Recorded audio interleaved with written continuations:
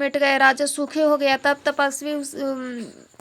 तपस्वी ने उसे अपना आश्रम में ले गया और सूर्यास्त के समय जाकर उनको आसन दिया। फिर वह तपस्वी कोमल वाणी से बोला, तुम कौन हो? सुंदर युवक हो, जीवन की परवाह न करके वन में अकेले क्यों फिर रहे हो? तुम्हारे चक्रवर्ती राजा के ऐसे लक्षण देखकर मुझे बड़ी दया आती है। राजा ने कहा, है मुनीश्वर सुनिए, प्रताप भानु नाम का एक राजा है, मैं उसका मंत्री हूँ। शिकार के लिए फिरते हुए राह भूल गया। बड़े भाग्य से यहाँ कर मैंने आपके चरणों के दर्शन पाए हैं। हमें आपका दर्शन दुर्लभ था, इससे जान पड़ता है कि कुछ भला होने वाला है। मुनि ने कहा, है तात, अंधेरा हो गया, तुम्हारा नगर यहाँ से 70 योजन पर है। सुजान सुनो, घोर अंधेरी रात में घना जंगल है, रास्ता नहीं है।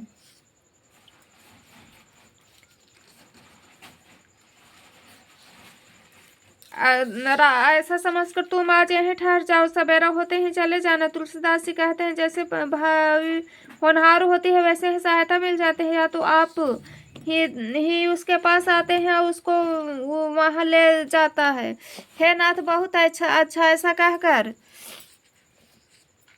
उसके आगे सिर चढ़ाकर घोड़े को वृक्ष से बांध कर राजा बैठ गया। राजा ने उसकी बहुत प्रकार से प्रशंसा की, उसके चरणों की वंदना करके अपने भाग्य की सराहना की। फिर सुंदर और कोमल वाणी से कहा, है प्रभु, आपको पिता जानकर मैं ढिठाई करता हूँ। हे मुनीश्वर, मुझे अपना पुत्र और सेवक जानकर अपना नाम विस्तार से बतलाइए।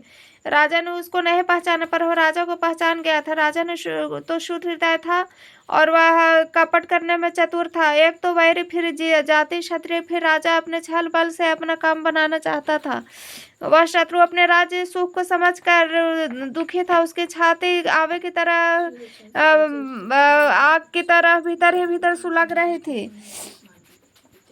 राजा के सरल वचन कानों से सुनकर अपने वैर को याद करके वह हृदय में हर्षित हुआ। वह कपट में डूबोकर बड़ी युक्ति के साथ कोमल वाणी से बोला, अब हमारा नाम भिखारी है, क्योंकि हम निर्धन है और अनिकेत यानी घर द्वारहीन है। राजा ने कहा, जो आपके सदृश विज्ञान के विद्वान सर्वथा अभिमान से रहित होते हैं, वे अपने स्वरूप को सदा छिपाए रहते हैं, क्योंकि कुबेश बनाकर रहने में ये सब तरह का कल्याण है।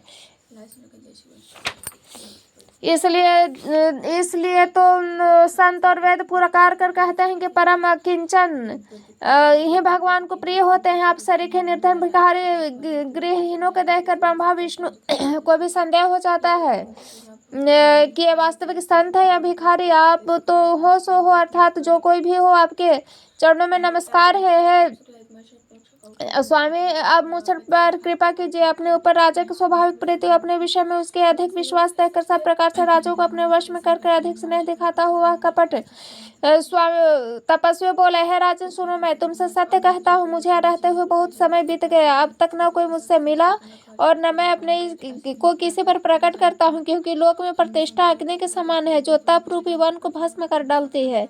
तुलसीदास जी कहते हैं, सुंदर वेश देखकर मूढ़ नहीं, मूढ़ तो मूढ़ ही है, चतुर मनुष्य भी धोखा खा जाते हैं। सुंदर मोर के को देखो, उसका वचन तो अमृत के समान है और आहार सांप का।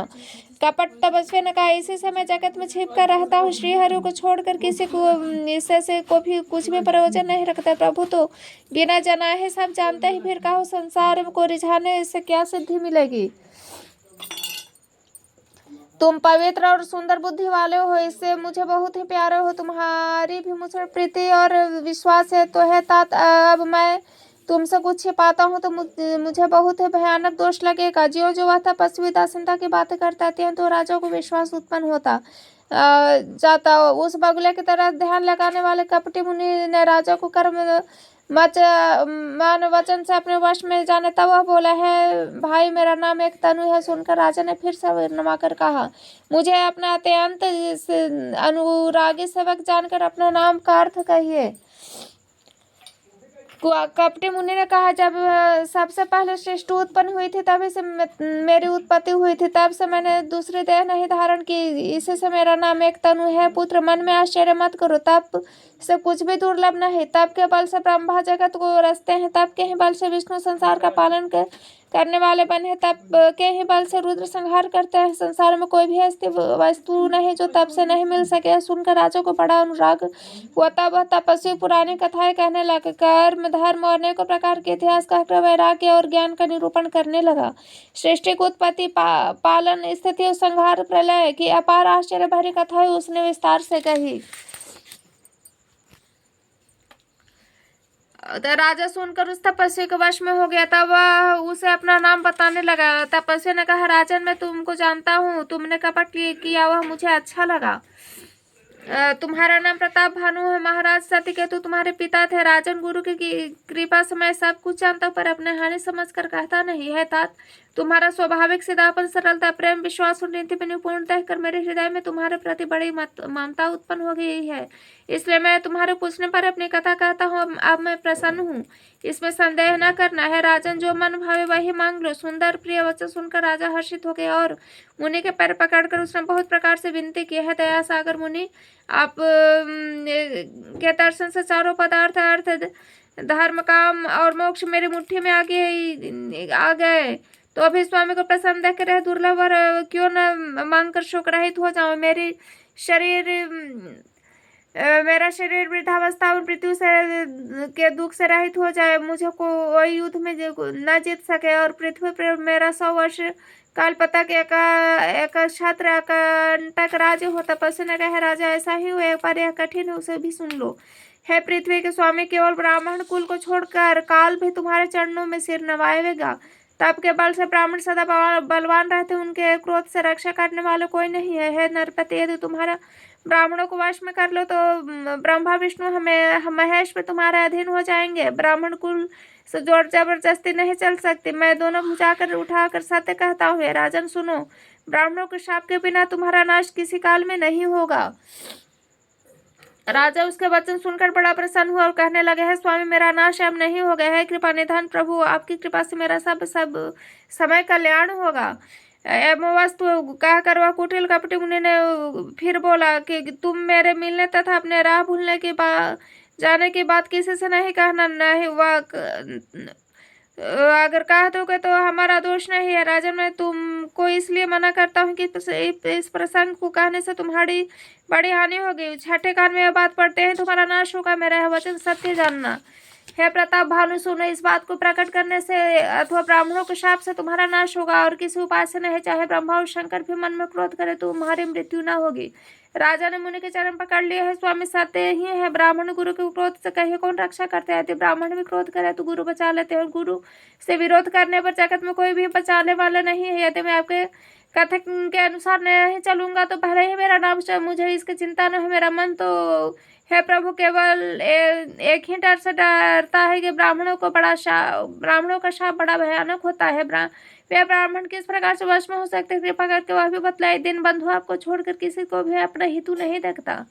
तपस्वी ने कहा, राजन सुनो, संसार में उपाय तो बहुत है, पर कष्ट साधे बड़ी कठिनता से बनती है। आप ईश्वर सिद्ध हो या न हो, उसकी सफलता निश्चित नहीं। हाँ, एक उपाय बहुत सहज है, परंतु उसमें भी एक कठिनता है। राजन, वह युक्ति तो मेरे साथ है, पर मेरा जाना तुम्हारे नगर में नहीं हो सकता। जब से पैदा हुआ है तब से आज तक मैं किसी के घर अथवा गाँव नहीं गया।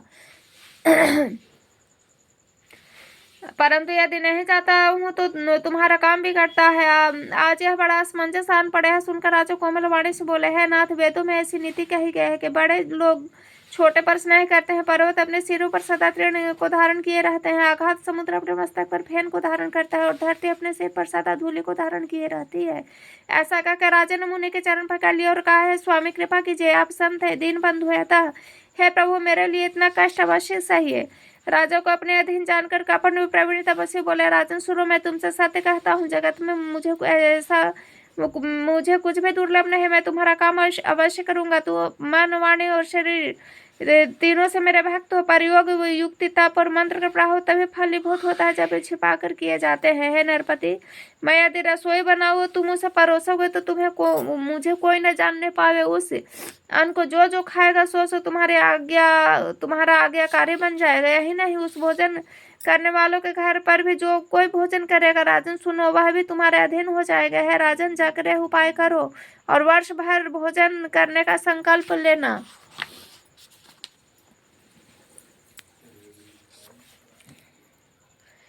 नित नए 1 लाख ब्राह्मणों को कुटुंब सहित निमंत्रण करने में तुम्हारे संकल्प के तक प्रतिदिन भोजन बनाकर दिया करूंगा। है राजन, इस प्रकार बहुत से घोड़े पर थोड़े परिश्रम से सब ब्राह्मण तुम्हारे वश में हो जाएंगे। ब्राह्मण हवन यज्ञ सेवा पूजा करेंगे तो उस प्रसंग से देवता भी सहज में वश में हो जाएंगे। मैं और एक पश्चात तुमको बताया देता हूँ, मैं इस रूप में कभी नहीं आऊंगा। है राजन, मैं अपनी माया से तुम्हारे पुरोहित को हर लाऊंगा, तब के बल से उसे अपने समान बनाकर 1 वर्ष तक यहाँ रखूंगा। और है राजन सुनो, मैं उसका रूप बनाकर सब प्रकार से तुम्हारा काम सिद्ध करूंगा।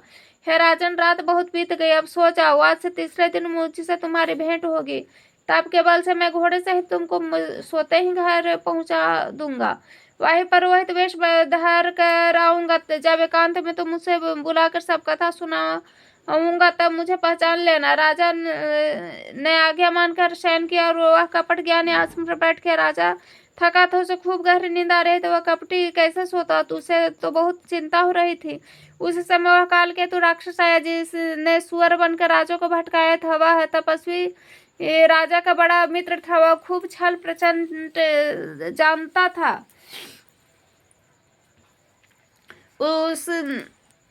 उसने 100 पुत्र और 10 भाई थे जो बड़े ही दुष्ट, किसी से न जीते जाने वाले देवताओं को भी दुख देने वाले थे। ब्राह्मण संत देवताओं को दुखी देकर राजा ने उन सबको पहले युद्ध में मार डाला। उस दुष्ट ने पिछला वैर याद करके तपस्वी राजा से मिलकर सलाह विचारे षड्यंत्र किया। जिस प्रकार शत्रु का नाश हुआ ही विचार उपाय रचा। भाव्यवश राजा कुछ भी न समझ सका। तेजस्वी शत्रु को अकेला भी हो तो भी उसे छोटा न समझना चाहिए। जिसका सिर मात्र बचा था वह राहु आज तक सूर्य चंद्रमा का दुख देता है। तपस्वी राजा अपने मित्र को देखकर प्रसन्न हो उठकर मिला, सुखी हुआ। उसने मित्र को सब कथा सुनाई। तब राक्षस आनंदित होकर बोला, है राजन सुनो, जब तुम मेरे कहने के अनुसार इतना काम कर लिया तो अब मैं शत्रु का काबू में कर ही लिया समझो। तुम अब चिंता त्यागो, और विधाता ने बिना दवा के ही रोग दूर कर दिया। कुल सहित शत्रु को जड़ मूल से उखाड़ बहाकर आज से 4थे दिन में तुमसे आकर मिलूंगा। इस प्रकार तपस्वी राजा को खूब दिलासा देकर मायावी अत्यंत क्रोधी राक्षस चला। उसने प्रताप भानु को घोड़े सहित क्षण भर में घर पहुंचा दिया। राजा को रानी के पास सुलाकर घोड़े को अच्छी तरह से घुड़साल में बांध दिया। फिर वह राजा के पुरोहित उठा ले आया। माया से उसकी बुद्धि में भ्रम डालकर उसे पहाड़ की खोह में ला रखा। वह आप पुरोहित का रूप बनाकर उसकी सुंदर सेज पर जा लेटा। राजा सवेरा होने से पहले ही जागा और अपना घर देखा तो उसने बड़ा ही आश्चर्य माना। मान में मुनि क्या महिमा अनुमान करके वह धीरे से उठा जिसमें रानी न जान पावे। फिर उसी घोड़े पर चढ़कर वन को चला, नगर के किसी भी स्त्री पुरुष से नहीं जाना। दोपहर बीत जाने पर राजा आया। घर घर उत्सव होने लगे, बधा बजने लगा। जब राजा पुरोहित को देखा तब वह अपने उसी कार्य में स्मरण करके आश्चर्य से देखने लगा। राजा 3 दिन युग के समान बीते। उसकी बुद्धि कपटी मुनि के चरणों में लगी थी। निश्चित समय जानकर पुरोहित बना हुआ राक्षस आया और राजा के साथ हुई गुप्त सलाह के अनुसार उसने अपने सब विचार उससे समझाकर कह दिए। संकेत के अनुसार गुरु को पहचान कर राजा प्रसन्न हुआ। भ्रमवश उसे चेतना न रहा कि यह तापस मुनि है या कालकेतु राक्षस। उसने तुरंत 1 लाख उत्तम ब्राह्मणों को कुटुंब सहित निमंत्रण दे दिया। पुरोहित ने 6 रस और 4 प्रकार के भोजन जैसा कि वेदों और वेदों में वर्णन है बताए गए मायावी रसोई तैयार की। इतने व्यंजन बनाए जिसे कोई गिन न सकता था। अन्य प्रकार के पशुओं का मांस पकाए, उसमें उस दुष्ट ने ब्राह्मणों का मांस मिला दिया। सब ब्राह्मणों को भोजन के लिए बुलाया और चरण धोकर आदर सहित बैठाया। जो ही राजा परोसने लगा उसी काल के तुकृत आकाशवाणी हुई है, ब्राह्मणों उठकर अपने घर जाओ। यह अनमत के खाने में बड़ी हानि है। रसोई में ब्राह्मणों का मांस बना है। आकाशवाणी का विश्वास मानकर सब ब्राह्मण उठ खड़े हुए। राजा व्याकुल हो गया, परंतु उसकी बुद्धि मोह में भूली हुई थी। भोनवार वर्ष उसके मुंह से एक बात भी न निकली। तब ब्राह्मण क्रोध सहित बोल उठे। उन्होंने कुछ भी विचार नहीं किया और अरे मूर्ख राजा, तू जाकर परिवार सहित राक्षस हो जा। हे नीच क्षत्रिय, तूने परिवार सहित ब्राह्मण को बुलाकर उन्हें नष्ट करना चाहता था। ईश्वर ने हमारे धर्म की रक्षा की, अब तू परिवार सहित नष्ट होगा। 1 वर्ष एक वर्ष के भीतर तेरा नाश हो जाएगा। तेरे कुल में कोई पानी देने वाला न रहेगा। शाप सुनकर राजा भय के मारे अत्यंत व्याकुल हो उठा और सुंदर आकाशवाणी हुई, हे ब्राह्मणों, तुमने विचार कर शाप नहीं दिया, राजा कुछ भी अपराध नहीं किया। आकाशवाणी सुनकर सब ब्राह्मण चकित हो गए। तब राजा वहां गया जहां भोजन बना था, देखा वहां न भोजन था न रसोई, ब्राह्मण ही था। तब राजा मन में अपार चिंता करता हो लौटा। उसने ब्राह्मणों को सब वृतांत सुनाया और बड़ा ही भयभीत होकर व्याकुल होकर वह पृथ्वी पर गिर पड़ा।